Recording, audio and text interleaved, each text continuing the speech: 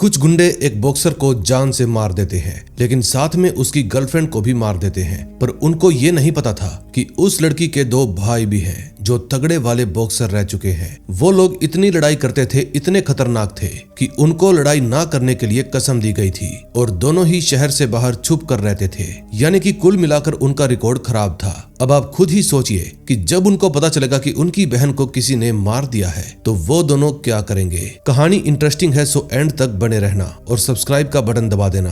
First episode की शुरुआत सपने से होती है, जिसमें एक कोच ट्रेनी को निकम्मा और नकारा बोल रहा था और यही ट्रॉमा आज तक उस लड़के के अंदर छुपा बैठा है। तभी अचानक से उसकी आंख खुलती है और वो देखता है कि सामने टीवी पर न्यूज चल रही थी कि रघुबीर सिंह नाम के एक कोच ने निहाल सिंह नाम के एक ट्रेनी को 10 साल तक ट्रेनिंग दी और अब निहाल सिंह इंटरनेशनल लेवल का बॉक्सर बन चुका है। अब कहानी शिफ्ट होती है हरियाणा के शक्तिगढ़ गांव में, जहां हरियाणा बॉक्सिंग क्लब में निहाल सिंह रिंग में जाने की तैयारी कर रहा था। तभी बाहर से अनाउंसमेंट होती है कि निहाल सिंह को बॉक्सिंग के लिए रिंग में बुलाया जा रहा है। पब्लिक का उत्साह और भी बढ़ चुका था, क्योंकि सभी को यही उम्मीद थी कि आने वाले समय में हरियाणा का ये छोरा गोल्ड मेडल लेकर आएगा। इस छोरे के कोच का नाम है रघुबीर सिंह, जिन्होंने खुद 1986 के एशियन गेम्स में सिल्वर मेडल जीता था। अब कुछ समय बाद बॉक्सिंग शुरू हो जाती है और दोनों एक दूसरे को हराने की कोशिश करते हैं, लेकिन निहाल सिंह का हर एक पंच ओपोनेंट की हिम्मत तोड़ता जा रहा था और आखिरी पंच के साथ निहाल सिंह ओपोनेंट को धूल चटा देता है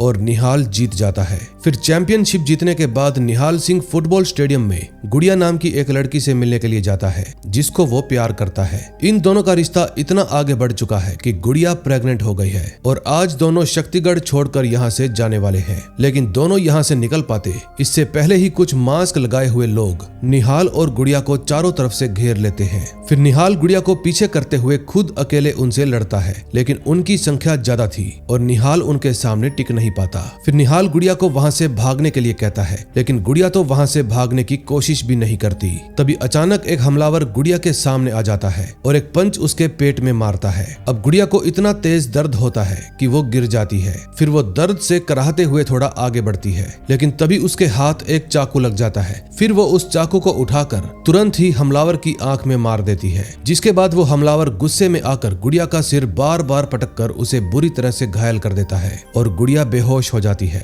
गुड़िया की ऐसी हालत देखकर निहाल थोड़ा हिम्मत जुटाकर फिर से उनके साथ लड़ने लगता है, लेकिन वो सभी हमलावर निहाल को पकड़ लेते हैं और एक के बाद एक चाकू मारकर उसको खत्म कर देते हैं। उसका चैंपियन बनने का सपना उसकी आंखों में ही रह जाता है। अब कहानी शिफ्ट होती है नोएडा के एक बार में, जहां बाउंसर देखता है कि एक कपल के बीच में बहस चल रही है। ये बाउंसर, जिसका नाम देव है, फिर उन दोनों के पास जाता है। तभी लड़का लड़की को धक्का देने लगता है और देव उसको ऐसा करने से मना करता है और उस लड़के को लड़की से दूर ले जाने की कोशिश करता है। लेकिन नशे में धुत वो लड़का देव को अकड़ दिखाते हुए कहता है, अबे तू हरियाणा का है ना, तो मैं भी ग्रेटर नोएडा का हूँ। और फिर वो लड़का देव को एक पंच मारकर जमीन पर गिरा देता है, लेकिन देव वापिस से खड़ा होकर उस लड़के को अपने पास बुलाता है। लेकिन वो लड़का बंदूक निकाल लेता है और देव के पैर में गोली मार देता है, लेकिन इस गोली का देव पर बिल्कुल भी असर नहीं होता, क्योंकि देव का एक पैर नकली है। फिर देव आगे बढ़कर उसके हाथ से बंदूक छीन लेता है और उसके हाथ पैर दोनों मोड़ देता है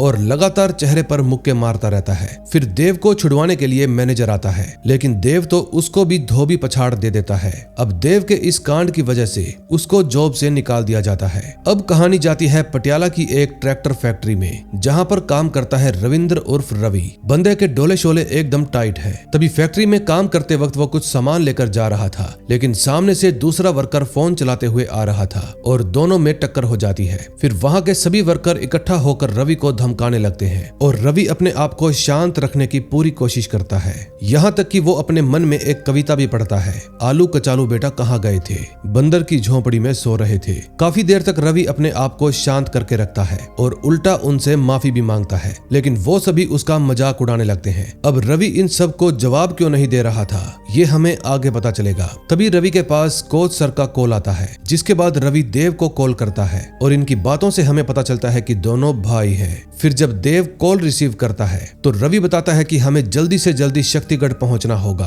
फिर देव कहता है क्यों, हमारा बाप मर गया है क्या? अगर ऐसा हुआ तो उनकी चिता को आग तू ही देगा। लेकिन रवि देव को गुड़िया की हालत के बारे में बताता है। फिर देव गुड़िया का नाम सुनकर सुन्न हो जाता है और बिना सोचे समझे शक्तिगढ़ पहुंच जाता है। हॉस्पिटल में दोनों भाई एक दूसरे से मिलते हैं, जहां रवि ने टोपी और सनग्लासेस लगा रखे थे। फिर जब देव रवि से पूछता है कि तुम ये बहरूपिया क्यों बनकर आए हो, तो रवि बताता है ताकि मुझे कोई पहचान ना सके। दरअसल सालों पहले शक्ति के साथ कुछ ऐसा हुआ था जिसकी वजह से ये आज भी अपना चेहरा छुपाकर घूम रहा है। आईसीयू रूम में पहुंच जाते हैं, जहां पर गुड़िया की हालत बेहद गंभीर थी। उसके शरीर पर हर जगह जख्म थे। फिर दोनों भाई गुड़िया की हालत देखकर पूरी तरह टूट जाते हैं। तभी हम कोच रघुवीर सिंह को देखते हैं, जो कि निहाल सिंह की डेड बॉडी के पास खड़े थे। तभी वहां पर इंस्पेक्टर अरविंद आता है और रघुवीर सिंह से पूछता है कि क्या तुम्हें किसी पर शक है? लेकिन रघुवीर सिंह शांत रहते हैं और कुछ भी नहीं बोलते। अगले सीन में हम शक्ति स्पोर्ट्स क्लब के कोच को देखते हैं, जिनका नाम बिजू है। बिजू के पास जोना नाम की एक रिपोर्टर आती है और उनसे बात करती है। बातों के दौरान हमें पता चलता है कि रघुवीर सिंह और बिजू के बीच पहले भी कई बार तकरार हो चुकी है। तभी जोना बिजू से निहाल सिंह की मौत के बारे में सवाल पूछती है कि कौन हो सकता है उसकी मौत के पीछे, लेकिन बिजू कोई भी जवाब नहीं देता और उल्टा उसको डांट कर जाने के लिए कहता है। अगले सीन में हम देखते हैं कोच रघुवीर सिंह आईसीयू के अंदर आते हैं। फिर रवि उनसे इस घटना के बारे में पूछता है। रघुवीर सिंह बताते हैं कि ये सब कल रात हुआ था। पुलिस ने बताया कि ये घटना 9:30 से 10 के बीच की होगी। फिर रवि कहता है कि 8 बजे तो आप घर में कुंडी लगा लेते हो, तो गुड़िया बाहर क्या कर रही थी? फिर रघुवीर सिंह बिना हिचकिचाए कहते हैं कि घर छोड़कर भाग रही थी। फिर देव कहता है कि इस घर का तो रिवाज ही है घर छोड़कर भाग जाने का। दरअसल देव, रवि और गुड़िया ये तीनों ही रघुवीर सिंह के बच्चे हैं। फिर रघुवीर सिंह बताते हैं कि वो अकेली नहीं भाग रही थी, वो निहाल सिंह के साथ भाग रही थी। फिर रवि सोचने लगता है कि भागने की क्या जरूरत थी, वैसे भी वो कुछ दिनों के बाद ओलंपिक में मैच खेलने वाला था। फिर रघुवीर सिंह उनको बताते हैं कि वो प्रेग्नेंट थी। फिर देव बड़े ही गुस्से से उठता है और रघुवीर सिंह से कहता है कि इस बार मुझे नाम बताओ कि ये सब किसने किया। तभी दोनों के बीच इस बात को लेकर बहस शुरू हो जाती है। लेकिन तभी अचानक से गुड़िया की भी हालत बिगड़ने लगती है, जैसे कि उसको कोई पैनिक अटैक आया हो। फिर वो तुरंत डॉक्टर को बुलाते हैं। फिर डॉक्टर आकर गुड़िया की कंडीशन संभालता है और उन तीनों को आईसीयू रूम से बाहर भेज देता है। तभी हॉस्पिटल में निहाल के माता पिता भी आ जाते हैं। फिर निहाल के पिता हाथ जोड़कर रघुवीर सिंह के सामने खड़े हो जाते हैं और कहते हैं कि हमने तो सिर्फ निहाल को जन्म दिया था, जबकि आपने उसको इस मुकाम तक पहुंचाया। लेकिन निहाल का छोटा भाई हुकुम गुड़िया के बारे में बुरा भला बोलने लगता है कि तेरी छोरी बार मुंह मार रही थी, तेरी आंख फूट गई थी के। लेकिन देव गुस्से में आकर हुकुम का गला पकड़ लेता है और कहता है कि तेरी जुबान निकाल कर मैं चील कौओं को खिला दूंगा अगर तूने दोबारा मेरी बहन के बारे में कुछ भी बोला तो। अब हालात बिगड़ने वाले थे, लेकिन तभी रवि आकर देव को हुकुम से दूर कर देता है। इतने में वहां पर डॉक्टर भी आ जाता है। फिर देव तुरंत उससे पूछता है कि गुड़िया को होश कब आएगा, लेकिन इस समय डॉक्टर उनको देखकर डरा हुआ था, इसलिए वो कहता है कि आज रात को भी आ सकता है और कल सुबह भी, कुछ नहीं कहा जा सकता। अगले सीन में हम देखते हैं अरविंद एनएसआई में जाता है, जहां पर 2 हफ्तों से निहाल ट्रेनिंग ले रहा था और वहां की कोच से पूछताछ करता है। लेकिन उस कोच को ज्यादा कुछ नहीं पता था। दरअसल वो यहाँ पर नया आया था। तभी वो निहाल के रूममेट को वहां पर बुलाता है, जिसका नाम रवि था, और पूछता है कि उस दिन मैच देखने के लिए कौन कौन से वीआईपी आए थे। फिर रूममेट बताता है कि शक्ति बॉक्सिंग एकेडमी से बिजू सांगवान जी आए थे, उनके साथ खापा विलेज के सरपंच धांडा साहब भी आए थे, साथ में मनसर माफिया कुकी और उनके साथ डीसीपी फोगाट भी थे। यानी कि मैच देखने के लिए राजा, मंत्री, चोर, सिपाही सब आए थे। दूसरी तरफ दोनों भाई हरियाणा बॉक्सिंग क्लब पहुंचते हैं और अपनी पुरानी यादें ताजा करने लगते हैं। अंदर जाकर वो देखते हैं कि रघुवीर सिंह अपने ट्रेनीज को ट्रेनिंग दे रहे थे। ये देखकर देव काफी गुस्से में आ जाता है और तुरंत ही रघुवीर सिंह से सवाल पूछता है कि आप हॉस्पिटल में क्यों नहीं गए? गुड़िया को मारने वाले दरिंदे खुलेआम घूम रहे हैं और आप यहाँ पर अपने स्टूडेंट्स को ट्रेनिंग दे रहे हो। फिर रघुवीर सिंह कहते हैं कि ओलंपिक नजदीक है और निहाल की जगह पर दूसरे ट्रेनी को भेजने के लिए उसे तैयार भी तो करना है। लेकिन देव वहाँ के सभी ट्रेनीज को वहाँ से जाने के लिए कह देता है। अब सभी बच्चे तो चले जाते हैं, लेकिन राका नाम का एक ट्रेनी वहाँ से नहीं जाता। फिर रवि उसको कहता है कि तुम्हें हिंदी समझ में नहीं आती क्या? लेकिन राका कहता है कि जब तक कोच सर नहीं कहेंगे मैं यहाँ से हिलूंगा भी नहीं। फिर देव कहता है तू हकता भी कोच सर के कहने पर ही होगा, हाथ भी अपना यूज करता है या फिर कोच सर धोते हैं। अब दोनों के बीच में मामला गर्म हो जाता है। रघुवीर सिंह राका को वहां से जाने के लिए कहते हैं। अब देव और रघुवीर गुड़िया को लेकर आपस में बहस करने लगते हैं। देव सारा दोष रघुवीर सिंह के ऊपर डाल रहा था कि आज आपकी वजह से गुड़िया की ऐसी हालत हुई और रवि 5 साल से अपना मुंह छुपाए छुपाए घूम रहा है और मैं भी आपकी ही वजह से लंगड़ी टांग के साथ जिंदगी बिता रहा हूँ, जबकि हम दोनों भाइयों ने आपका सपना पूरा करने के लिए बचपन में बहुत कष्ट सहा, लेकिन आप तो हमेशा हमें कामचोर ही समझते रहे। अब यही बात याद करके देव को एक बार फिर से गुस्सा आ जाता है और वो रघुवीर सिंह को मुक्का मारने की कोशिश करता है, लेकिन रघुवीर सिंह गुरु थे और चेला चाहे जितना भी आगे क्यों ना निकल जाए, गुरु को कभी भी नहीं हरा सकता। रघुवीर सिंह मुक्के से बच जाते हैं और उल्टा देव ही नीचे गिर जाता है। फिर देव गुस्से में वहां से हॉस्पिटल के लिए निकल जाता है। फिर देव के जाने के बाद रघुवीर सिंह रवि को अपनी गाड़ी की चाबी देते हैं और कहते हैं कि तुम यहाँ पर आ गए हो, ये बात उनको भी पता चल गई होगी। अब हो सकता है कि यहाँ पर दंगे फसाद हो जाए। अब तुम मुझे ये बताओ कि कहीं तुम लड़ना तो नहीं भूल गए। फिर रवि कहता है कि मुझे सब कुछ याद है, लेकिन मैं याद नहीं करना चाहता क्योंकि मैंने कसम खाई थी कि मैं किसी के भी ऊपर हाथ नहीं उठाऊंगा। फिर अगली सुबह जैसे ही रवि गाड़ी लेकर निकलता है तो रास्ते में उसकी मुलाकात अरविंद से हो जाती है, जो कि पहले गहरे दोस्त हुआ करते थे। अरविंद रवि को चेतावनी देता है कि भले ही 5 साल बीत गए हैं, लेकिन यहाँ के लोग कुछ नहीं भूले, इसलिए तुम अपना ध्यान रखना। अब इसकी भी बातों से एक बात तो साफ थी कि 5 साल पहले यहाँ पर कुछ तो हुआ था जिसकी वजह से रविंदर आज तक अपना मुंह छुपाए घूम रहा है और बीजू के क्लब के लोग उसको आज भी मारने के लिए ढूंढ रहे हैं। फिर रविंदर सीधा हॉस्पिटल पहुंच जाता है जहां देव गुड़िया के पास ही बैठा हुआ था। इतने में गुड़िया को होश आ जाता है। फिर गुड़िया 5 साल बाद अपने दोनों भाइयों को देखकर बहुत खुश हो जाती है। फिर जब गुड़िया निहाल के बारे में पूछती है तो दोनों भाई कहते हैं कि निहाल ठीक है और साथ में तुम्हारा बच्चा भी। फिर देव गुड़िया से पूछते हैं कि तुम्हारी इस हालत का जिम्मेदार कौन है, लेकिन पहले तो गुड़िया को कुछ भी याद नहीं आता, लेकिन फिर जब वो दिमाग पर थोड़ा जोर डालकर याद करती है तो बताती है कि उन सब ने अजीब अजीब से मास्क पहने हुए थे।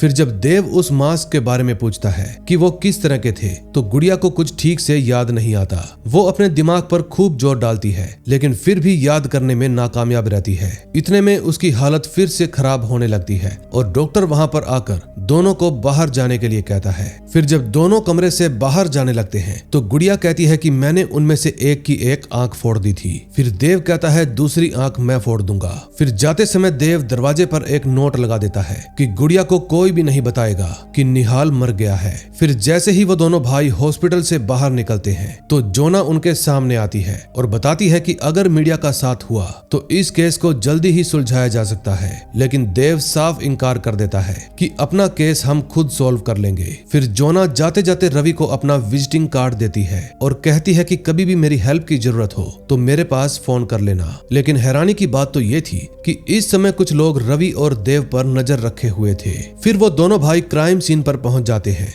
जहां पर खोजबीन करने के दौरान उनकी नजर कुछ बच्चों पर पड़ती है। उनमें से एक बच्चा मास्क लगाए हुए था। फिर दोनों भाई तुरंत उन लड़कों को पकड़ते हैं। फिर देव पूछता है कि ये मास्क तुम्हें कहां से मिला। लड़का कहता है ये मास्क मेरी दादी ने दिया था। फिर देव कहता है कि पहले तू अभी की अभी ये मास्क उतार कर मेरे हाथ पर रख दे, नहीं तो मैं तेरी पसलियां तोड़कर उनको बाहर निकालकर तेरे हाथ में रख दूंगा। फिर वो बच्चा डरकर तुरंत ही वो मास्क उनके हाथ में दे देता है। फिर देव पेट्रोल पंप के सामने गाड़ी रुकवाता है और कुछ सामान लेने के लिए दुकान में चला जाता है। तभी वहीं पर कुछ और गाड़ियां आकर रुकती है। देव उनको रोकता है और पूछता है कि मारने पीटने का प्लान है क्या, लेकिन वो लोग कहते हैं कि तुम्हारा छोटा भाई कहाँ मिलेगा। फिर देव मजाकिया अंदाज में कहता है कि मेरा छोटा भाई मेरे नाड़े के नीचे मिलेगा, और ये कहते हुए देव अकेले ही उन सब से लड़ने लगता है। वो धड़ाधड़ सभी को ही निपटाता जा रहा था, लेकिन धीरे धीरे उनकी संख्या बढ़ती जा रही थी और देव का संतुलन टूट जाता है। फिर वो सभी गाड़ी का कांच तोड़कर रवि को बाहर निकाल लेते हैं और उसे पकड़कर डंडों से मारने लगते हैं, लेकिन रवि ने कसम खा रखी थी कि वो किसी पर भी हाथ नहीं उठाएगा।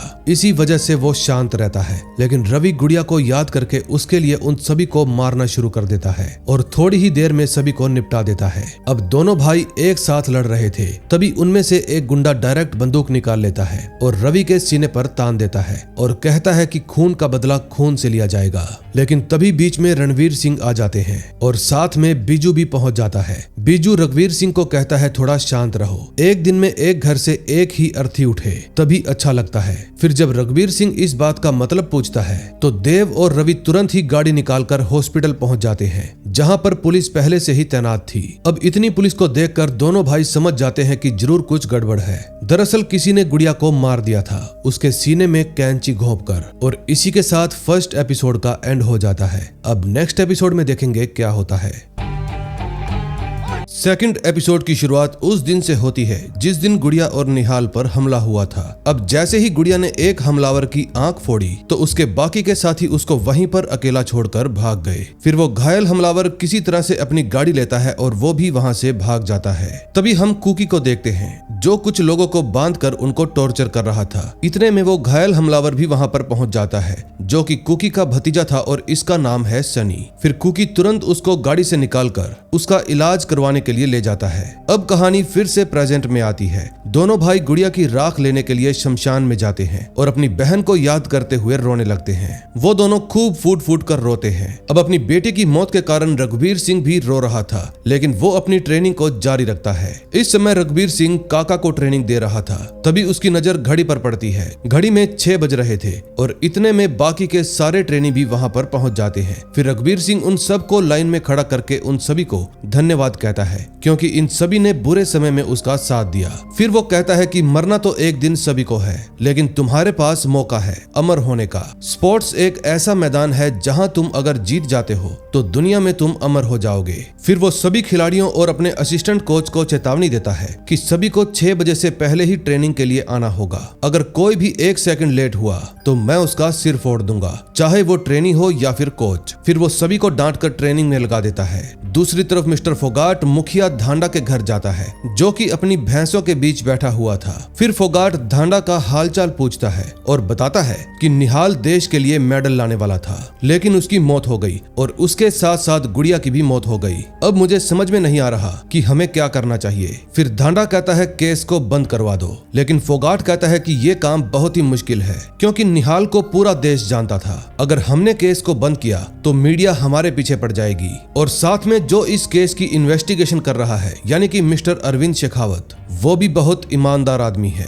लेकिन फोगाट फिर भी इस केस को बंद करवाने के लिए ही कहता है। फिर वहां से निकलकर फोगाट गांव वालों में भाषण देता है कि गांव में अगर किसी भी बच्चे का चाल चलन ठीक नहीं हुआ या फिर किसी भी छोरा छोरी ने ऐसा काम किया जिससे गांव का नाम बदनाम हो, तो उसका भी हाल निहाल और गुड़िया के जैसा ही होगा। अगले सीन में हम देखते हैं देव और रवि उस मास्क को लेकर अरविंद के पास पहुंचते हैं। रवि बताता है कि ये क्राइम सीन पर मिला है और उन हमलावरों ने ऐसे ही मास्क पहन रखे थे। फिर अरविंद पूछता है कि तुम्हें कैसे पता चला। रवि बताता है कि गुड़िया ने मरने से पहले हमें बताया था और साथ में ये भी बताया था कि उसने उनमें से एक गुंडे की आंख फोड़ दी थी।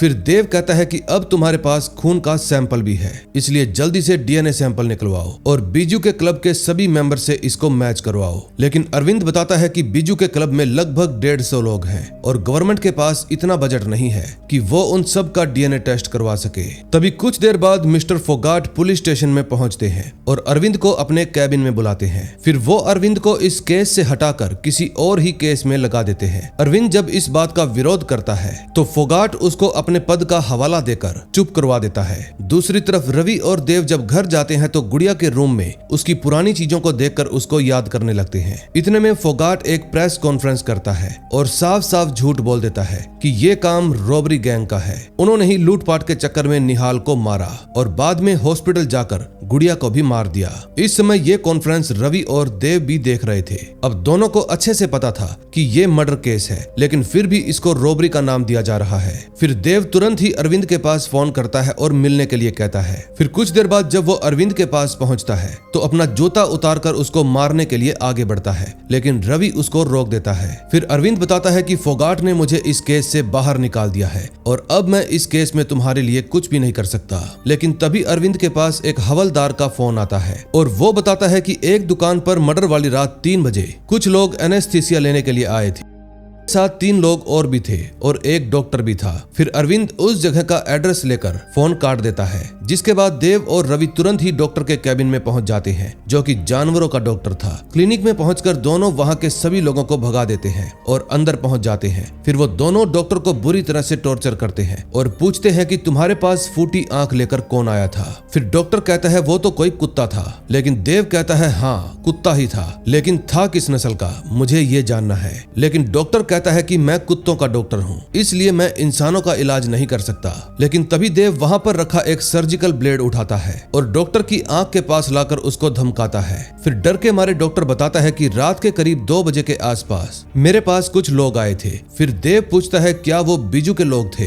डॉक्टर कहता है पता नहीं, लेकिन जिसकी आंख फूटी थी वो सनी बुलर था, कुकी का भतीजा। फिर देव सनी के बारे में पूछता है कि इस वक्त वो कहाँ मिलेगा। पहले तो डॉक्टर कहता है कि मुझे नहीं पता, लेकिन जब देव रस्सी से उसका गला दबाने लगता है तो डॉक्टर बता देता है कि कुकी एक टूर्नामेंट करवा रहा है और सनी भी इस वक्त वहीं पर मिलेगा। दूसरी तरफ अरविंद के पास इस केस की डिटेल्स लेने के लिए जोना आती है, लेकिन अरविंद साफ साफ कह देता है कि मुझे इस केस से निकाल दिया गया है, इसलिए मैं तुम्हारी कोई भी हेल्प नहीं कर सकता। तभी अरविंद के पास रवि का फोन आ जाता है और वो बात करने के लिए कैबिन के अंदर चला जाता है। फिर जोना भी कैबिन के अंदर जाकर सनी बुलर का नाम सुन लेती है और तुरंत ही अपनी डायरी में नोट कर लेती है। तभी कुछ देर बाद दोनों भाई हरियाणा बॉक्सिंग क्लब में पहुंच जाते हैं। तभी रघुवीर सिंह उनको बताते हैं कि वहां पर जाने के लिए जुगाड़ सेट करना पड़ता है, इसलिए रघुवीर सिंह खुद ही जुगाड़ सेट कर देते हैं। फिर दोनों भाई रात को टूर्नामेंट में पहुंच जाते हैं। एंट्री के दौरान पता चलता है कि रघुवीर ने रवि का नाम फाइटर लिस्ट में डलवाया था। तभी थोड़ी ही देर बाद कुकी के पास सनी भी पहुंच जाता है।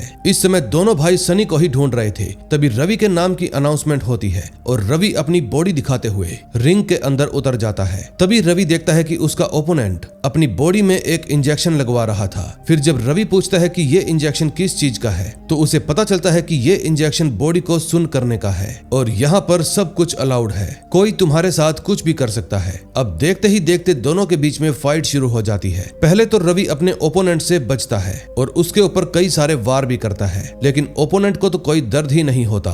फिर ओपोनेंट रवि को खूब पटक पटक कर मारता है। तभी देव इशारा करता है कि तुम उसके घुटने पर वार करो, जिसके बाद कुछ ही पंच मारकर रवि उसका सारा खेल खत्म कर देता है। फिर जैसे ही सनी अपना चश्मा उतारता है वैसे ही देव की नजर उसकी आंखों पर पड़ती है और वो समझ जाता है कि ये सनी है। फिर देव रवि को भी उसके बारे में बता देता है और दोनों भाई उसके पीछे जाने लगते हैं। सनी देखता है कि 2 लोग उसके पीछे आ रहे हैं, इसलिए वो वहां से भाग निकलता है, लेकिन रवि और देव इतनी आसानी से उसका पीछा नहीं छोड़ते।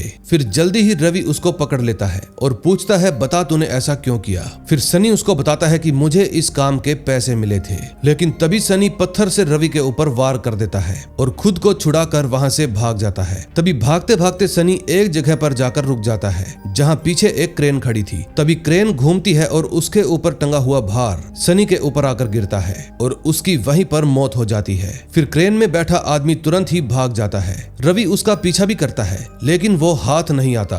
फिर देव तुरंत ही सनी की पॉकेट चेक करता है, जिसमें एक फोन, एक रिंग और वॉलेट था। फिर जब रवि वापस आता है तो देव पूछता है कि क्या तुम्हें पता चला कि वो कौन था। रवि कहता है हाँ, मैं उसको पहचान गया। अब नेक्स्ट एपिसोड में देखेंगे क्या होता है।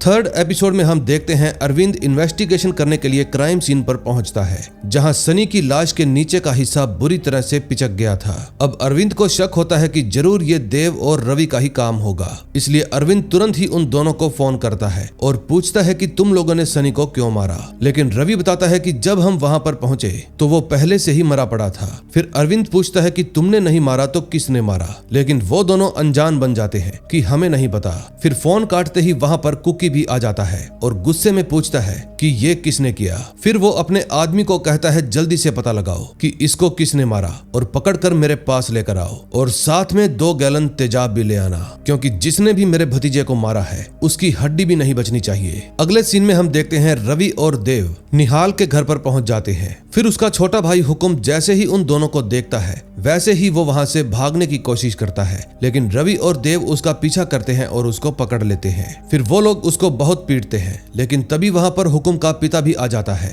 और उन दोनों को पिटाई करने से रोक देता है। फिर देव हुकुम से पूछता है कि तुमने सनी को क्यों मारा। हुकुम कहता है कि मैंने अपने भाई की मौत का बदला लिया था। फिर देव कहता है तुमने बहुत बड़ा पागलपन किया है, क्योंकि सनी की तुम्हारे भाई से कोई दुश्मनी नहीं थी, वो तो सिर्फ पैसों के लिए काम किया करता था। अब तुम्हारे भाई की मौत के पीछे असली मास्टरमाइंड कौन था वो सनी ही बता सकता था, लेकिन तुमने उसको पेल दिया, वो भी इस तरीके से कि उसका आधा शरीर ही गायब हो गया। फिर रवि शांत होकर हुकुम से पूछता है कि तुम्हें कैसे पता चला कि सनी वहां पर मिलेगा। फिर हुकुम बताता है कि जोना पुलिस स्टेशन में पूछताछ करने के लिए गई थी और उसी दौरान उसको पता चला कि सनी टूर्नामेंट में मिलेगा। मैं तो ऐसे ही उसके पीछे चला गया, लेकिन जब उन दोनों को पता चलता है कि सनी कुकी का भतीजा है तो वो दोनों डर जाते हैं। अगले सीन में हम देखते हैं जोना अपने कमरे में एक्सरसाइज कर रही थी, तभी उसके कमरे की बेल बजती है। फिर जैसे ही वो दरवाजा खोलती है, देव उसको डराते हुए दीवार के साथ लगा देता है और कहता है कि मैंने तुमसे कहा था ना कि तुम इस केस में शामिल मत हो। अब तुम्हारी वजह से सनी बुलर मारा गया। अब वही एक कड़ी थी जो हमें असली मास्टरमाइंड तक पहुंचा सकती थी, लेकिन अफसोस तुम्हारी वजह से उसकी जान चली गई। फिर देव जाते जाते उसको आखिरी चेतावनी देता है कि तुम दोबारा से इस केस में घुसने की कोशिश मत करना, क्योंकि अगर तुम्हारी वजह से मेरा प्लान खराब हुआ तो मैं तुम्हारे टुकड़े टुकड़े करके कहीं पर फेंक दूंगा। अब जोना इतनी डर जाती है कि देव के जाने के बाद फूट फूट कर रोने लगती है। तभी नेक्स्ट डे बीजू बॉक्सिंग के हेड मिश्रा जी के पास जाता है और बताता है कि हमारी अकेडमी के सारे छोरे एकदम तैयार हैं और जरूर निहाल सिंह की जगह हमारी ही अकेडमी का कोई छोरा लेगा। अब फैसला आपके हाथ में है। फिर बीजू अपना बैग खोलकर पैसों का भी लालच देता है, लेकिन इतने में वहां पर रघुवीर सिंह भी पहुंच जाते हैं और कहते हैं कि हरियाणा बॉक्सिंग क्लब हमेशा इसके लिए तैयार रहेगा। अब हम जल्दी ही एक नया निहाल सिंह पेश करेंगे, लेकिन इस बात को लेकर बीजू विरोध करने लगता है और दोनों के बीच तकरार बढ़ जाती है। तभी मिश्रा जी कहते हैं कि मेरे पास एक रास्ता है, क्यों ना दोनों क्लब के बीच में एक बॉक्सिंग मैच करवाया जाए। जो भी टीम जीतेगी वही आगे ओलंपिक खेलने के लिए जाएगी। दूसरी तरफ रवि और देव एक ढाबे पर बैठे थे। फिर रवि बताता है कि हमने हुकुम को शक्तिगढ़ से बहुत दूर भेज दिया, अब कुकी और उसके आदमी कभी भी उस तक नहीं पहुंच पाएंगे। लेकिन इतने में वहां पर अरविंद भी आ जाता है। अरविंद बताता है कि मर्डर वाली रात जो सनी के पास लैंडलाइन नंबर से कॉल आई थी वो कॉल NSI कैंप से की गई थी, लेकिन मैं वहां पर इन्वेस्टिगेशन करने के लिए नहीं जा सकता क्योंकि मैं इस केस से बाहर कर दिया गया हूं, और दूसरा तुम भी नहीं जा सकते क्योंकि तुम दोनों के ऊपर भी रोक लगा दी गई है। फिर रवि कहता है कि हमें इस मामले में जोना की हेल्प लेनी चाहिए। जोना के पास कॉल करता है, लेकिन जोना इस काम के लिए मना कर देती है और कहती है कि मैं भी इस केस में शामिल नहीं होंगी। फिर रवि जब उसके आगे हेल्प के लिए रिक्वेस्ट करता है तो जोना मान जाती है। दूसरी तरफ रघुवीर सिंह नए चैंपियन को तैयार करने में जुटा था जिसका नाम राका था। वो राका को ओलंपिक भेजने के लिए उसे हर तरह से तैयार कर रहा था, क्योंकि रघुवीर सिंह चाहता है कि वो हर हालत में अपने ही आदमी को ओलंपिक भेजे। अब जब भी राका से थोड़ी सी भी गलती हो जाती थी वो राका को खूब डांटता था कि ऐसे बनेगा तू चैंपियन, अगर तेरे बस की नहीं है तो चला जा यहाँ से। तभी हम देखते हैं कि अगली सुबह जोना NSI कैंप पहुंच जाती है, लेकिन वहां का कोच बताता है कि हमें मीडिया की कवरेज नहीं चाहिए। फिर जोना उसको समझाती है कि जब हम मीडिया वाले क्रिकेट को कवर करते हैं तो आप सभी कहते हैं कि मीडिया बॉक्सिंग जैसे खेल को प्रमोट नहीं करती, और अब जब मीडिया खुद चलकर आई है तो आप लोग मना कर रहे हो। अब ये बात सुनकर कोच जोना को NSI का पूरा टूर देता है। इस दौरान जोना बार बार उस नंबर पर कॉल कर रही थी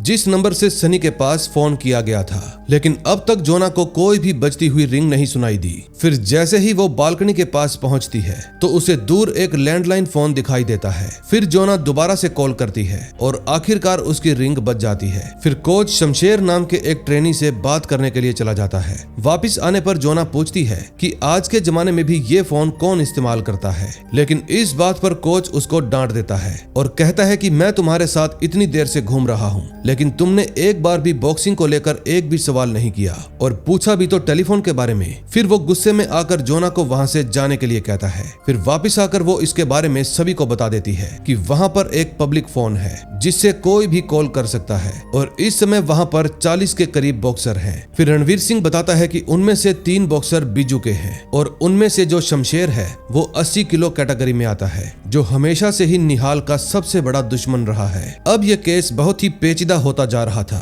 क्योंकि एक तरफ तो शक बीजू पर था और दूसरी तरफ धांडा पर, जो कि पहले से ही इसमें शामिल था, लेकिन सबसे ज्यादा शक बीजू पर ही किया जा रहा था। अब टेंशन ये थी कि वहां पर पूछताछ करने के लिए कौन जाएगा। फिर रघुवीर सिंह रवि को वहां पर जाने को कहता है, लेकिन ये बात देव को पसंद नहीं आती। फिर रवि देव को समझाता है कि मैं वहां पर ओलंपिक खेलने के लिए नहीं जा रहा, बल्कि गुड़िया के मर्डर के बारे में पता लगाने के लिए जा रहा हूं, और जैसे ही मुझे पता चलेगा मैं वापिस आ जाऊंगा। फिर देव कहता है कि तुम्हें तुम्हें इसके लिए दोबारा से ट्रेनिंग लेनी पड़ेगी और अगर रघुवीर सिंह तुम्हें ट्रेनिंग देगा तो वो तुम्हारी जान ले लेगा। फिर गुस्से में रवि कहता है तो क्या तुम मुझे ट्रेनिंग दोगे? हमें उससे बेहतर कोच नहीं मिल सकता। लेकिन अगले ही दिन से देव रवि को ट्रेनिंग देना शुरू कर देता है। पूरी मेहनत और लगन के साथ रवि अपनी ट्रेनिंग जारी रखता है और दूध दही खाकर अपनी बॉडी को ताकतवर बनाता है। कई बार रवि राका के साथ फाइट भी करता है, कभी उसको पीट देता है तो कभी पिट जाता है। फिर एक दिन रवि राका से हार जाता है और उसके माथे पर चोट लग जाती है, लेकिन तभी भारती वहां पर खाना लेकर पहुंच जाती है और रवि के जख्मों पर मरहम पट्टी भी लगा देती है। अब ये दोनों भी धीरे धीरे एक दूसरे के करीब आते जा रहे थे। फिर रवि भारती से पूछता है कि तुम्हारी अरविंद के साथ शादी कैसे हुई? फिर भारती बताती है कि एक दिन गांव में एक एजेंट आया था जिसको शादी के लिए एक लड़की चाहिए थी और उसने मेरे पिता से बात की। पहले तो मेरे पिता ने मना कर दिया, लेकिन जब उसने मेरे पिता के हाथ में 20,000 रुपए रखे तो मेरे माता और पिता दोनों ही मान गए। फिर रघुवीर सिंह रवि से पूछता है कि तुम्हें 10 साल पुरानी बात याद है? रवि कहता है हाँ, यही कि बॉक्सिंग में मुक्के खाना और मारना दोनों ही आने चाहिए। लेकिन इसी दौरान राका को भी पता चल जाता है कि उसको ओलंपिक में नहीं भेजा जाएगा। फिर राका रघुवीर सिंह से सवाल करता है कि मुझे ओलंपिक में क्यों नहीं भेजा जा रहा? मैंने वहां पर जाने के लिए सालों तक मेहनत की है, कड़ी मेहनत, लेकिन आज आपने मुझे धोखा दे दिया। फिर वो गुस्से में आकर वहां से चला जाता है और सीधा बीजू के पास पहुंच जाता है। फिर सारी बात बताकर वो बीजू के क्लब में शामिल हो जाता है। अब आखिरकार मैच का दिन आ जाता है जिस दिन का सभी को इंतजार था। रवि रिंग में उतरता है लेकिन उसका पुराना ट्रॉमा वापस आ जाता है। दरअसल 5 साल पहले रवि एक चैंपियनशिप के दौरान बॉक्सिंग कर रहा था। तभी रघुवीर सिंह रवि को एक ऐसा खतरनाक मूव बताता है जिससे सामने वाले की जान चली जाती है और उस दिन के बाद से बीजू के लोग रवि के जान के दुश्मन बन जाते हैं। और यही वो कारण था कि रवि तब से लेकर अब तक अपना चेहरा छुपाकर घूमता था। लेकिन प्रेजेंट टाइम में रवि अपना पहला राउंड हार जाता है। अब नेक्स्ट एपिसोड में देखेंगे क्या होता है। 4th एपिसोड में हम देखते हैं रघुवीर और देव रवि को समझा रहे थे। रघुवीर सिंह रवि को मोटिवेट करते हुए कहता है कि खिलाड़ी मौका हार सकता है लेकिन अपनी किस्मत नहीं, और 5 साल पहले जो कुछ भी हुआ उसमें तुम्हारी कोई गलती नहीं थी, सारी गलती मेरी थी। मैंने ही तुम्हें ऐसा मूव चलने के लिए कहा, लेकिन फिलहाल तुम्हें ये सब कुछ भूलना होगा क्योंकि तुम्हें ये जंग जीतनी है। फिर रवि नेक्स्ट राउंड लड़ने के लिए खड़ा हो जाता है और दे दनादन सामने वाले को पीटता जाता है। इस समय रवि के अंदर इतना जोश भर गया था कि वो सामने वाले को मारने का मौका ही नहीं देता और कुछ ही मुक्कों में उसको धराशायी कर देता है। तभी नेक्स्ट डे हम देखते हैं कि देव के पैर का जख्म और भी गहरा होता जा रहा था। फिर देव रवि को NSI छोड़ने के बाद चेकअप करवाने के लिए डॉक्टर के पास चला जाता है। जब रवि अंदर जाता है तो एक कोच रवि को उसका रूम नंबर बताता है। रूम के अंदर रवि की मुलाकात निहाल के रूममेट से होती है। फिर वो रवि को बॉक्सिंग एरिया में ले जाता है और यहीं पर रवि की नजर शमशेर पर पड़ती है। शमशेर भी रवि को देखकर गुस्से से घूरता रहता है। फिर कोच रवि का टेस्ट लेने के लिए उसको सभी बॉक्सर से लड़वाता है और रूल ये था कि 2 क्लियर पंच पड़ने के बाद सामने वाले बॉक्सर को बदल दिया जाएगा। फिर रवि एक एक करके वहां के सभी बॉक्सर से लड़ता है। दूसरी तरफ देव अपने पैर की जांच करवाने के लिए हॉस्पिटल पहुंच जाता है। इस समय हॉस्पिटल में जोना भी आई हुई थी। दरअसल रास्ते में जोना को कुछ लड़के परेशान कर रहे थे जिनके कारण वो नीचे गिर गई, लेकिन वहां उसे भारती मिल जाती है और फिर वो जोना को हॉस्पिटल ले आती है। तभी डॉक्टर देव के पैरों का इलाज करने लगता है, लेकिन इतने में कुकी के कुछ लोग अंदर आ जाते हैं। फिर देव उनसे लड़ने की कोशिश करता है लेकिन आखिर में उनके हाथों पकड़ा जाता है। फिर वो लोग देव को पकड़कर कुकी के सामने ले जाते हैं और उसकी बॉडी पर बॉम्ब बांध देते हैं। फिर कुकी देव से पूछता है कि तुमने सन्नी को क्यों मारा? देव बताता है कि मैं उसको मारना चाहता था लेकिन मुझसे पहले किसी भूतिये ने उसको मार डाला। फिर कुकी पूछता है कि किस भूतिये ने मारा है? कौन साला माइकालाल पैदा हो गया जिसने मेरे भतीजे को मारा? फिर देव कहता है कि मैं उसको नहीं जानता। फिर जब कुकी वहां से जाने लगता है तो देव उससे सवाल करता है कि क्या तुमने गुड़िया को मारने के लिए सन्नी को भेजा था? लेकिन कुकी साफ इनकार कर देता है, जिसके बाद वो अपने आदमियों को कहकर बॉम्ब में आग लगवा देता है। फिर देव अपने आप को छुड़वाने की कोशिश करता है लेकिन वो हर बार नाकाम हो जाता है। तभी देव को बचाने के लिए अरविंद आ जाता है। फिर देव उससे पूछता है कि तुम्हें कैसे पता चला कि मैं यहाँ पर हूँ? अरविंद बताता है कि इसके बारे में मुझे जोना ने बताया था, क्योंकि जब ये लोग तुम्हें उठा कर लाए तो उस समय वो हॉस्पिटल में ही थी। दूसरी तरफ NSI में रवि के पास शमशेर आता है और उसको चेतावनी देता है कि तुम मुझसे बच कर रहना, क्योंकि तुम यहाँ आए तो 2 पैरों पर हो लेकिन जाओगे 4 कंधों पर। लेकिन ये बात सुनकर रवि को भी गुस्सा आ जाता है और दोनों के बीच में लड़ाई होने लगती है। तभी वहां पर एक लड़की आती है और शमशेर को रवि से दूर कर देती है। दूसरी तरफ जोना और देव ढाबे में खाना खाने जाते हैं। तभी जोना देव से उसके पैर के बारे में पूछती है कि आखिर ये सब कैसे हुआ। फिर देव उसको अपनी बैक स्टोरी बताने लगता है। छोटा था तो मुझे ठीक ढंग से बॉक्सिंग नहीं आती थी और ट्रेनिंग के दौरान मेरे पिता रघुवीर सिंह मेरे पैरों पर हर रोज मारा करते थे, जिनके कारण मेरे पैर पर घाव हो गया। फिर धीरे धीरे वो घाव इतना बढ़ गया कि मेरे पैर सूजने लगे, लेकिन फिर भी रघुवीर सिंह को दया नहीं आई। फिर तंग आकर मैं घर छोड़कर भाग गया और बिना पैरों का इलाज करवाए इधर उधर भटकता रहा। लेकिन जब मैं कुछ दिनों बाद घर वापस लौटा तो मेरा पैर इन्फेक्शन की वजह से काला पड़ चुका था और कोई चारा न होने की वजह से रघुवीर सिंह ने मेरा पैर कटवा दिया। अब जैसे ही रात होती है तो रात में भी ये दोनों काफी समय साथ बिताते हैं और दोनों के बीच में प्यार बढ़ जाता है। दूसरी तरफ रात को मौका देखकर रवि शमशेर के कमरे में घुस जाता है, क्योंकि इस समय शमशेर अपने रूम के अंदर नहीं था। फिर रवि वहां से कोई चीज चोरी कर लेता है। फिर नेक्स्ट डे रवि शमशेर के सामने बैठ जाता है और उसके हटाने पर भी नहीं हटता। फिर वो शमशेर के सामने उसकी एक फोटो और छोटी सी बोतल रख देता है। ये देखकर शमशेर हैरान हो जाता है और काफी ज्यादा डर भी जाता है। अब शमशेर लाइन पर आ जाता है और रवि से भाई भाई कर बात करने लगता है, लेकिन रवि ब्लैकमेल करते हुए उससे पूछता है कि तुमने ही सनी को कॉल करके कहा था ना कि निहाल स्टेडियम गया है, और उसी रात निहाल का मर्डर भी हो गया। लेकिन शमशेर तो इनकार कर देता है कि मैं सनी को नहीं जानता और जिस दिन निहाल का मर्डर हुआ था मैं NIC से बाहर था। अब ये बात सुनने के बाद रवि का पारा और भी चढ़ जाता है, क्योंकि इतने दूर आने के बावजूद भी अभी तक कोई सुराग नहीं मिला।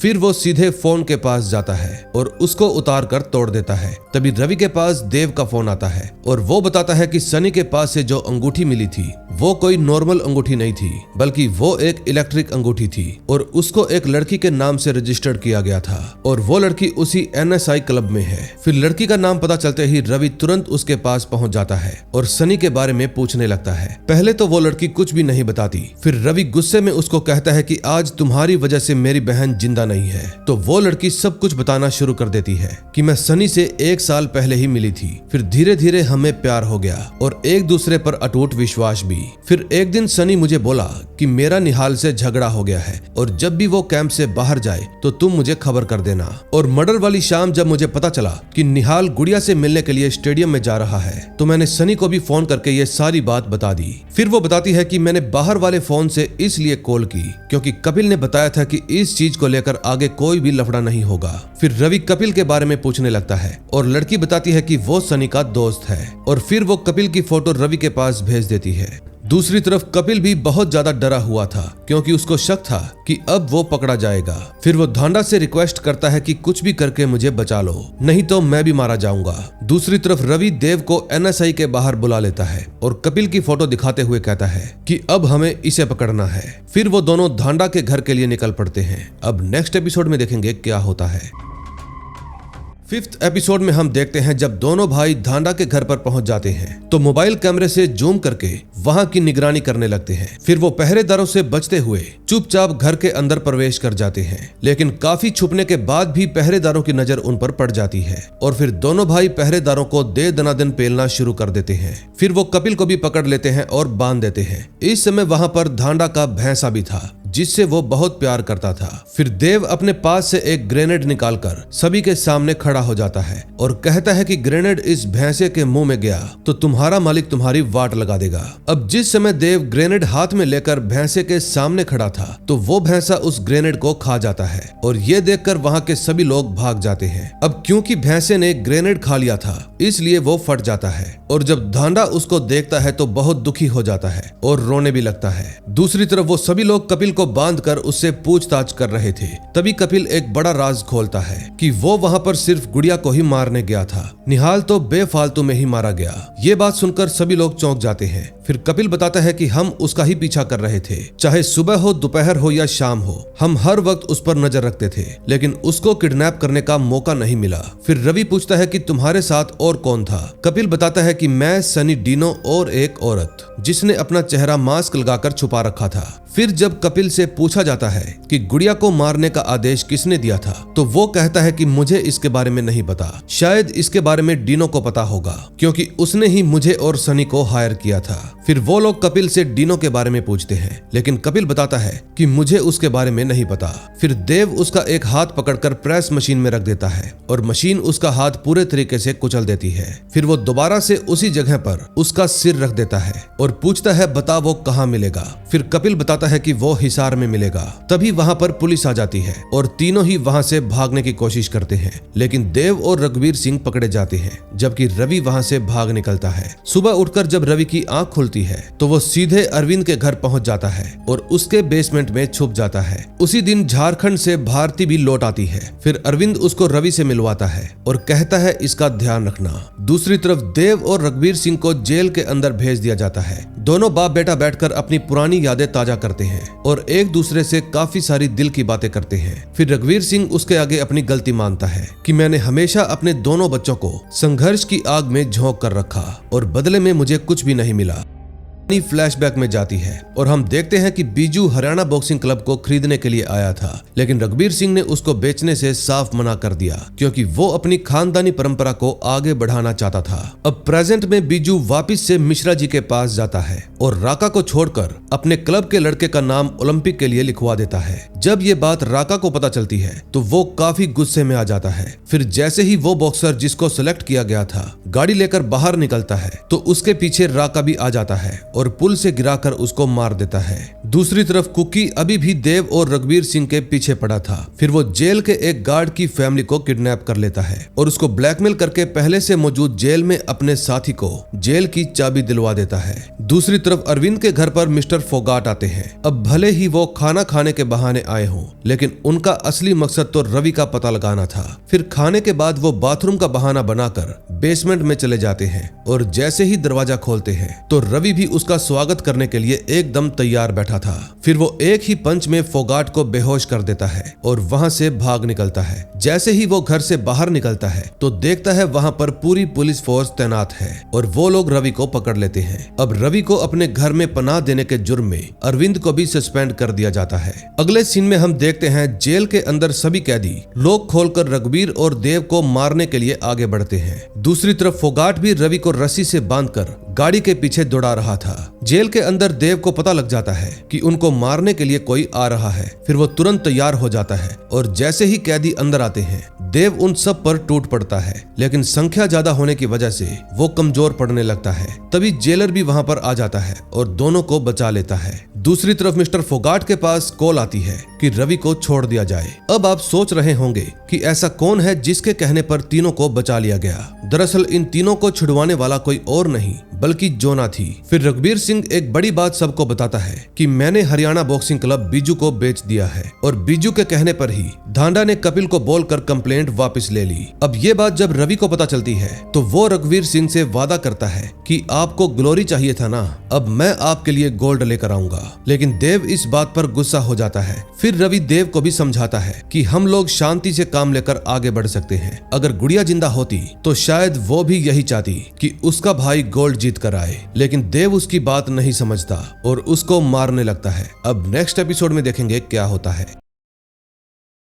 6th एपिसोड की शुरुआत इमोशनल सीन के साथ होती है। रघुवीर सिंह अपना हरियाणा क्लब बॉक्सिंग खाली कर देता है और आखिरी बार अपने सभी ट्रेनी से मिलकर उनसे विदा ले लेता है। फिर वो रवि को साथ लेकर सीधा NIC पहुंच जाते हैं और कोच को मिलने के लिए बुलाते हैं। रवि कोच के पास जाकर उनसे माफी मांगता है और वापिस से NIC ज्वाइन करने के लिए कहता है, लेकिन कोच कहता है तुम्हें क्या लगता है ये NIC कोई म्यूनिसिपालिटी का गार्डन है कि जब मन किया चले आए और जब मन किया चले गए। यहाँ के कुछ रूल हैं जिनको फॉलो करना पड़ता है और रूल सब के लिए बराबर हैं। फिर रवि कोच के सामने अपनी बात रखता है और मोहम्मद अली की एग्जाम्पल देते हुए कहता है कि जैसे उन्होंने हर पल बॉक्सिंग को ही अहमियत दी, मैं भी अब अपना करियर बॉक्सिंग में ही बनाना चाहता हूँ। फिर वो मायूस होकर बताता है कि उन लोगों ने मेरी बहन को मार डाला और अगर मैं चाहूं तो एक एक को काट सकता हूं, लेकिन मैंने प्रण लिया है कि मेरी गुड़िया का सम्मान खून खराबे से नहीं होगा। लड़ाई झगड़े में कुछ नहीं पड़ा। अब मैं भी मोहम्मद अली की तरह उनके नक्शे कदम पर चलना चाहता हूँ। अब आप मौका देना चाहते हो या नहीं, ये आपकी मर्जी। अब इतनी बात सुनने के बाद भी कोच रवि को NIC ज्वाइन करने से मना कर देते हैं। दूसरी तरफ होटल में बैठकर जोना और देव डीनो के बारे में सर्च कर रहे थे। देव पूरा इंस्टाग्राम छान मारता है, लेकिन उसको डीनो की कोई भी फोटो नहीं मिलती। अब देव मायूस हो जाता है क्योंकि सनी, जो कि सब कुछ जानता था, वो मारा गया और कपिल भी कहीं गायब हो गया। और अब जो इनकी मेन लीड है यानी कि डीनो, वो भी इनको मिल नहीं रहा। फिर जोना समझाती है कि हमें वापस से गुड़िया से शुरू करना चाहिए, क्योंकि उन लोगों का असली मकसद तो गुड़िया को ही खत्म करना था, ना कि निहाल को। अब हमें दोबारा से सब कुछ शुरू करना चाहिए। गुड़िया के स्कूल से, शायद उसके रूम से कोई सुराग मिल जाए। दूसरी तरफ रवि रघुबीर सिंह के साथ वापस अपने पुराने घर लौट आता है, जहां आज भी बॉक्सिंग का सामान वैसा का वैसा ही पड़ा हुआ था। रघुबीर सिंह बताता है कि इस घर को तुम्हारे दादा ने बनवाया था और मैंने कई बार इस घर को बेचने की कोशिश की, लेकिन ये बिका ही नहीं। शायद जो कुछ भी होता है अच्छे के लिए ही होता है, क्योंकि अगर ये बिक जाता तो आज हमारे पास रहने का कोई भी ठिकाना नहीं होता। फिर दोनों बाप बेटा मिलकर वहीं आंगन में एक रिंग बनाते हैं ताकि रवि की ट्रेनिंग हमेशा जारी रहे। फिर रघुवीर सिंह उसको कहता है कि यही है तुम्हारा नया हरियाणा बॉक्सिंग क्लब और तुम इसके पहले स्टूडेंट हो। अगले सीन में हम देखते हैं अरविंद जब पेट्रोलिंग पर था तो उसके पास भारती का फोन आता है। फिर अरविंद भारती को बताता है कि आज मुझे घर लौटने में देरी हो जाएगी, इसलिए तुम खाना खाकर आराम से सो जाना। लेकिन भारती भी पूरी ठरकी थी। वो मौके का फायदा उठाकर रवि की कार में उसके साथ इंटीमेट हो जाती है।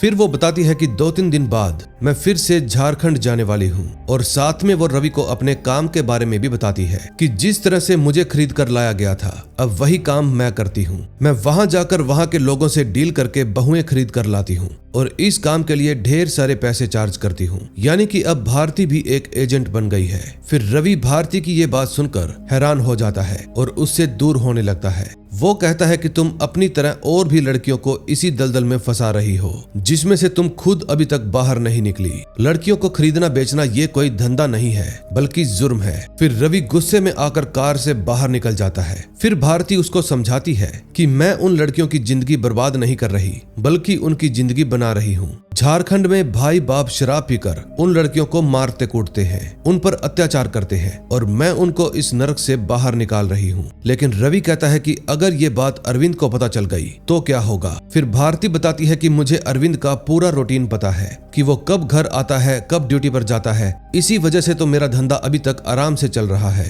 फिर भारती रवि पर इमोशनल अत्याचार करती है और अपनी दर्द भरी कहानी सुनाने लगती है कि मेरी कुछ जरूरतें ऐसी होती हैं जो अरविंद कभी भी पूरा नहीं कर सकता, और इसी वजह से मुझे ये काम करना पड़ता है। फिर वो अपनी पायल दिखाती है और बताती है कि ये पायल चांदी की है, जबकि मैंने अरविंद को बताया है कि ये पायल गिल्ट की है। गिल्ट होने की वजह से अरविंद को शक भी नहीं होता कि उसकी पत्नी इतने महंगे गहने पहन रही है। अब भारती की ये इमोशनल बातें सुनने के बाद रवि पिघल जाता है और उसको गले से लगा लेता है। फिर अगले दिन अरविंद अपना फोन चेक करता है और उसे पता चलता है कि भारती ने उसको ढेर सारे फोन किए थे।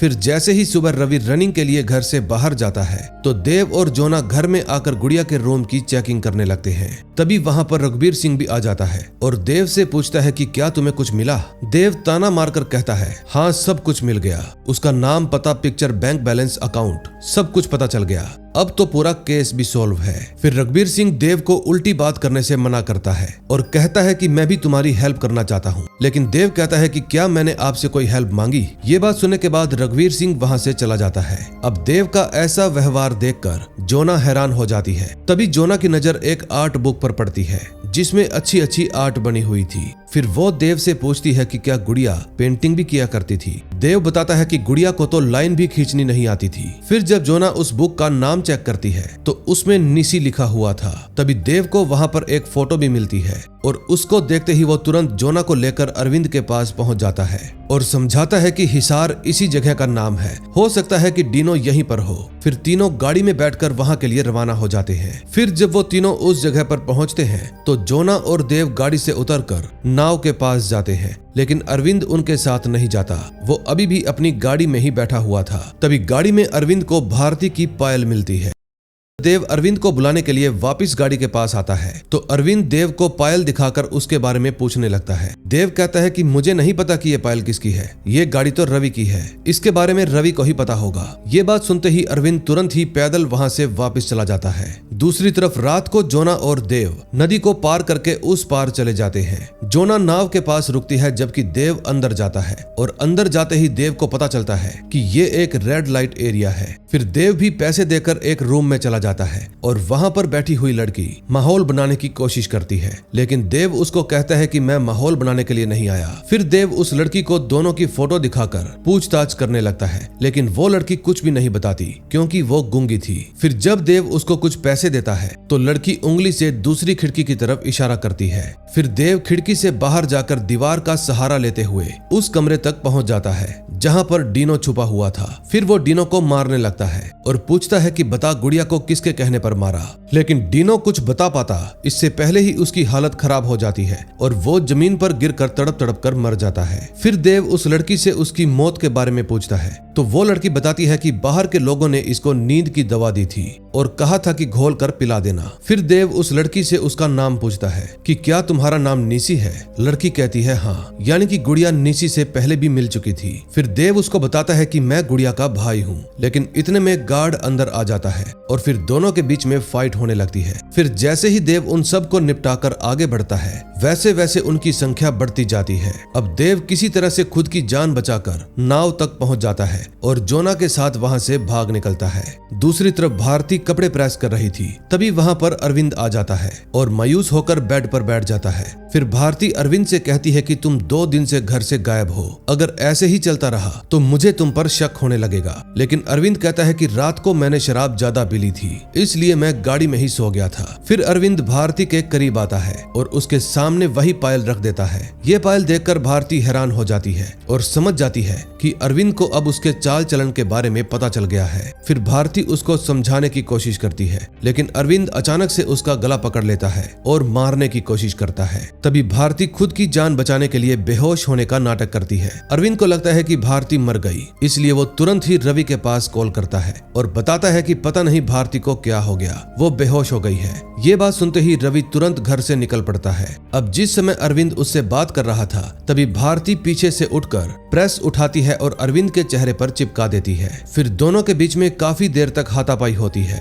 और अरविंद अपनी गन निकाल लेता है। फिर उन दोनों के बीच में बंदूक को लेकर काफी देर तक छीना झपटी होती है और इसी छीना झपटी में एक गोली चल जाती है। इतने में रवि भी घर पहुंच जाता है और जैसे ही दरवाजा खोलता है खून से लथपथ भारती रवि को सामने खड़ी मिलती है। फिर रवि अंदर जाकर देखता है और दंग रह जाता है क्योंकि अरविंद की मौत हो गई थी। अब रवि को कुछ भी समझ में नहीं आता कि उसको क्या करना चाहिए, इसलिए वो तुरंत ही रघुवीर सिंह को कॉल करता है। फिर रघुवीर सिंह भी तुरंत मौके पर पहुंच जाते हैं, लेकिन तभी रवि के पास कोच का फोन आता है और वो बताते हैं कि अगर तुम्हें वापस आना है तो सुबह 6 बजे तुम्हें क्लब में रिपोर्ट करनी होगी। अब रवि पूरी तरह से फंस चुका था क्योंकि एक तरफ तो वो भारती को बचाना चाहता था और दूसरी तरफ उसको कोच के पास भी जाना था। फिर रघुवीर सिंह रवि को तुरंत वहां से जाने के लिए कहते हैं क्योंकि अगर वो अभी निकलेगा तभी समय पर NIC पहुंच पाएगा। फिर रघुवीर सिंह उसको समझाते हैं कि तुम यहाँ की चिंता मत करो, मैं सब कुछ संभाल लूंगा। फिर रवि के जाने के बाद रघुवीर सिंह अरविंद की बॉडी उठाकर वॉशरूम में ले जाते हैं और चाकू से उसको काटना शुरू कर देते हैं। फिर वो अरविंद की बॉडी को 2 बैग में भरते हैं और रात के समय उसको घसीटते हुए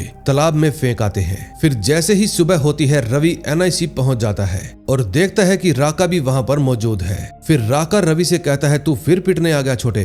दूसरी तरफ भारती पुलिस स्टेशन पहुंच जाती है और अरविंद के लापता होने की रिपोर्ट लिखवाती है। अरविंद का साथी बताता है कि कल रात उसने अरविंद सर को उनके घर के बाहर ही ड्रॉप किया था, लेकिन भारती कहती है कि 2-3 दिन हो गए वो तो घर आए ही नहीं। दूसरी तरफ देव अरविंद के घर में चुपके से घुस जाता है और वहां पर तलाशी लेने लगता है। तलाशी के दौरान देव को वही मास्क मिल जाता है जिसको उन हमलावरों ने पहना हुआ था। तभी उसको निसी की कही हुई बात याद आती है कि जो औरत उसको यहाँ पर लेकर आई थी वो बहुत ही खूबसूरत थी और उसके कंधे पर एक मोर का टैटू भी बना हुआ था। तभी पीछे से भारती आकर देव के ऊपर गन तान देती है, यानी कि गुड़िया की मौत में भारती भी शामिल थी और गुड़िया को मरवाने का प्लान भारती का ही था। अब नेक्स्ट एपिसोड में देखेंगे क्या होता है।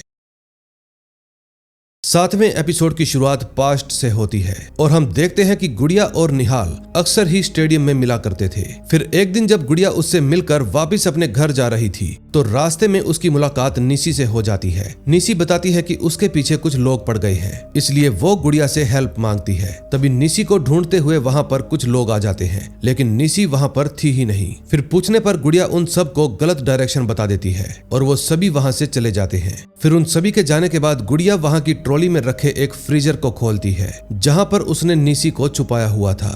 फिर निशी को वहाँ से निकालकर वो अपने घर ले जाती है और बताती है कि मेरे बापू बॉक्सिंग क्लब में कोच हैं और वो तुम्हारी कोई ना कोई हेल्प जरूर करेंगे। फिर गुड़िया उसका टाइम पास करने के लिए उसको एक आर्ट बुक देती है। तभी निशी उसको बताती है कि मुझे आर्ट बहुत ही पसंद है। अब कहानी प्रेजेंट में आती है जहां रवि बॉक्सिंग के लिए पूरी प्रैक्टिस कर रहा था। फिर रघुबीर सिंह वहां पर आता है और रवि को समझाता है कि आगे से तुम भारती से दूर रहना वरना लेने के देने पड़ जाएंगे। दूसरी तरफ भारती ने देव को बांध रखा था। देव कहता है कि अरविंद आने ही वाला होगा, फिर तुम उसको क्या जवाब दोगी। भारती बताती है कि मैंने उसको कब का मार दिया। फिर देव पूछता है कि तुमने गुड़िया को क्यों मारा। भारती बताती है कि गुड़िया मेरे बिजनेस में टांग अड़ा रही थी, उसको वो बातें भी पता चल गई थी जो उसको नहीं पता होनी चाहिए थी। इसी दौरान देव अपनी रस्सियां खोलने की कोशिश करता है। फिर भारती कहती है कि गुड़िया का मुंह बंद करवाना जरूरी था, इसी वजह से उसे मारना पड़ा। फिर वो कहती है कि तुमसे तो एक रस्सी भी नहीं खोली जाती और फिर वो खुद देव की रस्सी खोलने लगती है। फिर जैसे ही भारती उससे थोड़ा दूर जाती है, झटके से देव उसको पकड़ने की कोशिश करता है, लेकिन भारती ने पूरी रस्सी नहीं खोली थी, जिसकी वजह से देव अटक जाता है। फिर भारती देव को जोना की फोटो दिखाती है जिसको हिसार वाले उसी एरिया में बांध कर रखा हुआ था। अगले सीन में हम देखते हैं ओलंपिक में सिलेक्शन के लिए फाइनल मैच शुरू हो जाता है। रवि रिंग में उतरता है और फाइट करना शुरू कर देता है। दूसरी तरफ भारती देव को समझाती है कि अगर तुम जोना को जिंदा देखना चाहते हो तो तुम्हें मेरा एक काम करना होगा। तुम सीधा पुलिस स्टेशन जाओ और कहो कि अरविंद ने इस केस के लिए पैसे खाए हैं, और जब तुमने अरविंद से पूछा कि उसने ऐसा क्यों किया तो वो गुड़िया के बारे में अनाप शनाप बोलने लगा और फिर तुम्हारा खुद पर काबू नहीं रहा और तुमने उसी की पिस्तौल से उसको खत्म कर दिया। अब देव बिल्कुल ऐसा ही करता है और पुलिस स्टेशन में जाकर बिल्कुल सेम बातें बोल देता है, जिसके बाद फोगाट देव को अरेस्ट कर लेता है। तभी कुछ देर बाद फोगाट से मिलने के लिए भारती आती है और उसको बहला फुसलाकर कहती है कि देव ने मेरे पति को मारा और अब देव को भी मारना होगा। फोगाट भी भारती से वादा करता है कि आज रात देव को खत्म कर दूंगा। फिर भारती आखिरी बार देव से मिलने के लिए जाती है और उसके कानों में बताती है कि गुड़िया को मारने का प्लान मेरा नहीं था, बल्कि मैं जिसके साथ काम करती हूँ उसका था। और क्या तुम जानना चाहते हो मैं किसके साथ काम करती हूँ? फिर वो उसके कानों में उस आदमी का नाम बताती है, जिसको सुनने के बाद देव के पैरों तले से जमीन खिसक जाती है। दूसरी तरफ राका और रवि दोनों अपने अपने ओपोनेंट को हराते हुए फाइनल मैच की तरफ बढ़ रहे थे। अब हो ना हो फाइनल मैच इन दोनों के बीच में ही होने वाला था। तभी हम फोगाट को देखते हैं जो देव को कुकी के पास ले जाता है। कुकी के सामने देव कहता है कि मुझे छोड़ दो, फिर मैं तुम्हें बता दूंगा कि सनी को मारने वाला कौन था, लेकिन कुकी उसको अपने साथ ले जाता है। तभी देव देखता है कि कुकी ने किसी को पकड़ा हुआ है। फिर जब वो उसके चेहरे पर से पर्दा हटाता है तो वो देखता है कि वो कोई और नहीं बल्कि हुक्म था। फिर कुकी कहता है शायद तू भूल गया कि कुकी की नजर से कोई भी नहीं बच सकता। फिर देव कुकी को रोकता है और उससे बात करने की कोशिश करता है, लेकिन कुकी किसी की भी बात नहीं सुनता। फिर वो एक हथौड़ी उठाता है और हुक्म के सिर पर मार देता है, जिसके कारण वो तुरंत ही धराशायी हो जाता है। दूसरी तरफ शमशेर और अरविंद के बीच में फाइट चल रही थी। अब दोनों ही भाई अपनी अपनी लड़ाई लड़ रहे थे। एक बॉक्सिंग कर रहा था ताकि अपनी बहन को रिस्पेक्ट देने के लिए गोल्ड जीत सके, और दूसरा अपनी बहन की मौत का बदला लेने के लिए लोगों से मार खा रहा था। फिर कुकी देव को पकड़कर बहुत पीटता है और मार मार कर उसकी हालत खराब कर देता है। दूसरी तरफ शमशेर के साथ फाइट के दौरान पहले राउंड में शमशेर जीत जाता है। फिर रघुबीर सिंह इशारों इशारों में रवि को कुछ समझाता है, जिसके बाद दूसरा राउंड शुरू होते ही वो पंच मार मार कर शमशेर को धराशायी कर देता है और खुद जीत जाता है। दूसरी तरफ देव भी खुद को छुड़ाते हुए कुकी को पकड़ लेता है और उसके कान को काट लेता है। अब कुकी को घायल करने के बाद देव तुरंत वहां से गाड़ी लेकर भाग निकलता है। दूसरी तरफ फाइट जीतने के बाद रवि जब शावर ले रहा था तो पीछे से कोई आदमी आकर उसके पेट में चाकू घोंप देता है, जिसके कारण रवि वहीं पर गिर जाता है। अगले सीन में हम देखते हैं देव अब हिसार पहुंच जाता है और वहां की एक महिला पर बंदूक तानकर उसको ढाल बनाते हुए वो कमरे तक पहुंच जाता है जहां पर जोना को बांध कर रखा हुआ था। फिर वो उसको छुड़वा लेता है। दूसरी तरफ रघुवीर सिंह को जैसे ही पता चलता है कि किसी ने उसके बेटे रवि को चाकू मार दिया है तो वो गुस्से में आकर ड्रेसिंग रूम पहुंच जाता है। लेकिन इतने में वहां पर बीजू आ जाता है और रघुवीर सिंह को लगता है कि बीजू ने ही यह सब करवाया होगा। लेकिन बीजू साफ साफ कह देता है कि इस काम में मेरा कोई हाथ नहीं है। लेकिन रघुवीर सिंह को उसकी बात पर बिल्कुल भी विश्वास नहीं था, इसलिए दोनों में झगड़ा हो जाता है। तभी वहां पर NIC का कोच आता है और दोनों को दूर कर देता है। अब वो समय आ जाता है जब आखिरी मैच होना था। रवि की हालत बहुत ही ज्यादा खराब थी और वो लड़ने की हालत में तो बिल्कुल भी नहीं था। तभी अनाउंसमेंट होती है और राका को रिंग में बुला लिया जाता है। फिर जैसे ही रवि रिंग की तरफ जाने लगता है तो उससे तो ठीक तरह से चला भी नहीं जा रहा था। तभी कोच उसकी हालत देखकर समझ जाता है कि रवि इस हालत में नहीं लड़ पाएगा, इसलिए कोच बाहर जाकर मैच को कैंसिल करवाने की कोशिश करता है। लेकिन रवि लड़ने के लिए तैयार था, इसलिए वो धीरे धीरे कमरे से बाहर निकलकर रिंग की तरफ जाने लगता है। इतने में वहां पर देव भी आ जाता है और रवि से उसकी इस हालत के बारे में पूछता है कि तुम लंगड़ाकर क्यों चल रहे हो। फिर वो रवि की इस लगन को देखकर उसको मोटिवेट करता है, जा भाई तू लड़ और जीत कर ही वापिस आना। फिर रवि घायल होते हुए भी रिंग के अंदर उतर जाता है। तभी राका के पास बीजू आता है और पूछता है कि क्या तुमने ही उसको चाकू मारा है। ये बात सुनकर राका मुस्कुराने लगता है, यानी कि वो चाकू मारने वाला कोई और नहीं बल्कि राका ही था। फिर फाइट से पहले दोनों खिलाड़ियों के बीच में हैंडशेक होता है और पहला राउंड शुरू हो जाता है। राका के पास सिर्फ एक ही प्लान था, बार बार रवि के घाव पर हमला करना, और वो करता भी ऐसा ही है। लेकिन रवि ने अपने पेट को प्रोटेक्ट करने के लिए अपना दूसरा हाथ बीच में लगा रखा था। लेकिन फिर भी राका का एक ही पंच रवि की आधी हिम्मत तोड़ देता है। दूसरी तरफ देव रघुवीर सिंह के पीछे जाकर बैठ जाता है और कहता है कि मुझे आपसे कुछ बात करनी है, और फिर वो रघुवीर सिंह को कमरे में चलने को कहता है। दरअसल देव को पता चल गया था कि भारती जिसके साथ अपना धंधा चला रही थी वो कोई और नहीं बल्कि रघुवीर सिंह ही था, और गुड़िया की मौत के पीछे भी इसका ही हाथ था। रघुवीर सिंह ने ही गुड़िया को मारने का आदेश दिया था। तभी मैच में पहला राउंड खत्म हो जाता है और रवि बुरी तरह से हार जाता है। फिर देव रघुवीर सिंह को लेकर कमरे में जाता है और तुरंत ही उसके ऊपर गन तान देता है। रघुवीर सिंह कहता है कि आखिर तुम्हें ये सब कुछ पता चल ही गया। फिर देव कहता है हाँ, लेकिन मुझे वो सब तुम्हारे मुंह से सुनना है। अब दूसरी तरफ मैच में दूसरा राउंड खत्म हो जाता है और इधर रणवीर सिंह अपनी कहानी बताना शुरू कर देता है कि मैंने निहाल सिंह के ऊपर 10 साल मेहनत की थी, लेकिन निहाल सिंह लड़की के चक्कर में पड़ गया और धीरे धीरे उसका ध्यान बॉक्सिंग से हटने लगा। एक दिन कूड़े के ढेर में से मुझे प्रेगनेंसी किट मिली और मुझे पता चला कि गुड़िया प्रेग्नेंट है, और फिर जब मुझे पता चला कि उसको निहाल सिंह ने ही प्रेग्नेंट किया है और दोनों भागने का प्लान बना रहे हैं। अब मुझे समझ में नहीं आ रहा था कि मैं इन दोनों को कैसे रोकूं। तभी गुड़िया ने मुझे एक मौका दे दिया। उसने मुझे निशी के बारे में बताया कि भारती उसको यहाँ पर लेकर आई और गलत धंधे में धकेल दिया। फिर रघुवीर सिंह ने जब ये बात भारती को बताई तो उसके आदमी निशी को घर से उठा कर ले गए। उस दिन रघुवीर सिंह और भारती दोनों ने हाथ मिला लिया, क्योंकि रघुवीर सिंह को पता था कि भारती के कनेक्शन बड़े बड़े गुंडों के साथ है, और दोनों की बातों से पता चलता है कि रघुवीर सिंह के दिमाग में सिर्फ एक ही भूत सवार था, किसी न किसी तरह बॉक्सिंग में अपना नाम बनाना, चाहे इसके लिए उसे किसी की भी जान लेनी पड़े। रघुवीर सिंह को तो बस गोल्ड चाहिए था और गोल्ड के लिए निहाल जरूरी था, लेकिन निहाल को गुड़िया बर्बाद कर रही थी। अब रघुवीर सिंह हाथ पर हाथ बैठे नहीं रह सकता था, इसलिए उसने ये कड़ा कदम उठाया। तभी देव कहता है आपने अपना काम ठीक ढंग से नहीं किया, क्योंकि आपके गुंडों ने उस बंदे को ही मार दिया जिसके लिए आप ये सब कुछ करना चाहते थे। लेकिन रघुवीर सिंह तो इस बात से भी खुश था, क्योंकि अगर निहाल सिंह ना मरता तो उसका खुद का बेटा रवि ओलंपिक में कभी भी नहीं खेलता। फिर रघुवीर सिंह देव को स्कोर दिखाता है और बताता है कि रवि ने दूसरा राउंड जीत लिया है। दरअसल रवि ने जिस तरफ डिफेंड करने के लिए अपना हाथ अड़ाया हुआ था उस तरफ चोट लगी ही नहीं थी, चोट लगी थी दूसरी तरफ। और जब राका का फोकस उसके घाव पर गया तो रवि ने इसी बात का फायदा उठाया और दूसरे राउंड में उसको हरा दिया।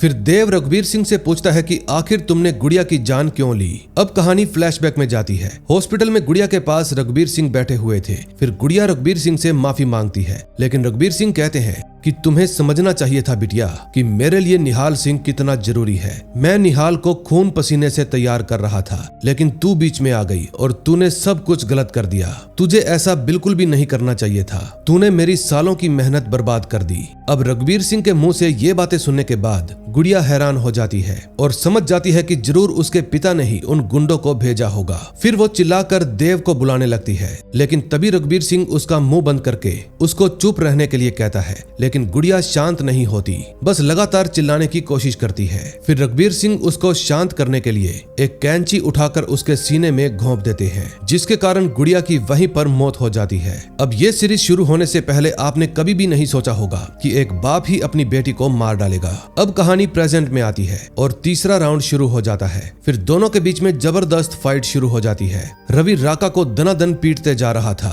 और आखिरकार तीसरा राउंड भी खत्म हो जाता है। और जब स्कोर सामने आते हैं तो पता चलता है कि रवि ये फाइट जीत गया है। अब रवि के जीतने पर रघुवीर सिंह को भी बहुत ज्यादा खुशी होती है, लेकिन देव के रहते ऐसा कैसे हो सकता था कि रघुवीर सिंह खुश हो जाए। फिर वो अपने बाप पर बंदूक तान देता है और जैसे ही मारने लगता है, रघुवीर सिंह देव से माफी मांगने लगता है। बेटा प्लीज मुझे माफ कर दो, अब तो तुम्हारा भाई भी जीत गया है, अब हम तीनों एक नई जिंदगी शुरू करेंगे। लेकिन देव कहता है तुम्हारी नई जिंदगी शुरू नहीं होगी, बल्कि यहीं पर खत्म होगी। लेकिन इतने में वहां पर इंस्पेक्टर फोगाट आ जाता है और देव पर बंदूक तान देता है। वो देव को बंदूक नीचे करने के लिए कहता है। अब एक बार तो देव बंदूक नीचे कर लेता है, लेकिन अगले ही पल वो बंदूक उठाकर फिर से रघुवीर सिंह के ऊपर तान देता है। तभी गोली चलने की आवाज आती है और कुछ नहीं पता ये गोली किसने चलाई और किसको लगी।